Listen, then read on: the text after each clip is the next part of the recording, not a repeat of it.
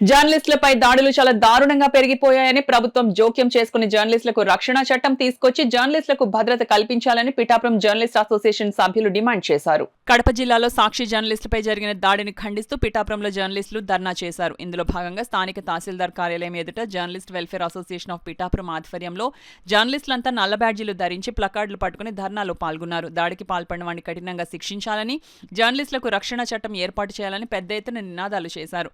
ఈ సందర్భంగా తహసీల్దార్ గోపాలకృష్ణకు వినతిపత్రం అందజేశారు. అనంతరం అసోసియేషన్ సభ్యులు దొరబాబు, ప్రకాష్ మీడియాతో మాట్లాడారు. కార్యక్రమంలో ప్రింట్ అండ్ ఎలక్ట్రానిక్ మీడియా ప్రతినిధులు పాల్గొన్నారు. రోజు రోజుకు రాష్ట్రంలో జర్నలిస్ట్ సోదరులపై దాడులు విపరీతంగా పెరుగుతున్నాయండి. ఇటీవల కాలంలో TV9 మీద 2 రోజుల క్రితం TV9 రిపోర్టర్ మీద దాడి జరిగింది. నిన్నటి మళ్ళీ కడపలో సాక్షి రిపోర్టర్పై కూడా దాడి చేశారు.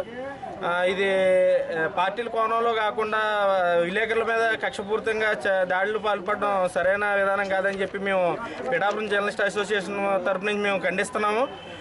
రాష్ట్రంలో ప్రతి ఒక్కరూ కూడా జర్నలిస్టులకు రక్షణ కల్పించాలని ఈ అసోసియేషన్ తరపు నుంచి కోరుతున్నాం. దాడి జరిగి కొన్ని రోజులుగా అవుతుందో అది మరవక ముందే ప్రస్తుతం మళ్ళీ ఏదైతే మనకి సాక్షి రిపోర్టర్ కడపలో జరిగినటువంటి దాడి చాలా దురదృష్టకరం.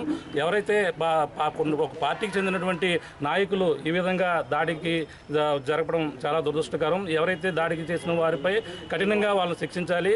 ఈ విధంగా జర్నలిస్టులకైతే రక్షణ కల్పించాలంటూ పిఠాపురం జర్నలిస్ట్ అసోసియేషన్ తరపున అయితే మేమందరూ కూడా డిమాండ్ చేస్తున్నాం. ప్రధానంగా జర్నలిస్టులందరూ కూడా సరైన రక్షణ కల్పించాలి. ఈ విధంగా జర్నలిస్టులపై దాడులు పునరావృతం జరగకుండా ఉండాలంటే మొత్తం ప్రభుత్వాలు అయితే సరైన రీతిలో వారికి మళ్ళీ పునరావృతం కాకుండా రక్షణ చర్యలు చేపట్టాలని మేము పిఠాపురం జర్నలిస్ట్ యూనియన్ తరఫున అయితే మేమందరూ కూడా డిమాండ్ చేస్తున్నామని చెప్తున్నాం.